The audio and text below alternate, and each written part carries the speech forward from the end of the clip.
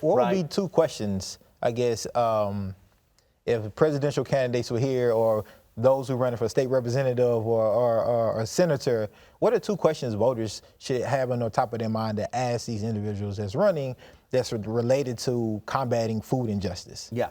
I mean, from a national level, at a national level, I think we've got to talk about the corporate involvement in the food system and the way that four companies, it's like 4 or 5 corporations control 90% of the food in this country. So that's a structural policy level issue. On a local level, we can talk about land use, right? We can talk about dedicating public land to a grocery store, a community-owned grocery store, or urban agriculture, right? So at the policy level, at the local level, things like land use and finding the political will to not let our neighbors go hungry. Right.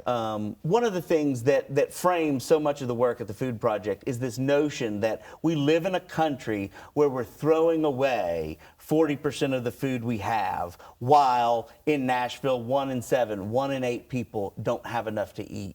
So we are recovering that food and getting it out into the community in the form of meals. Right. But like closing that gap between waste and want is a moral imperative, I think.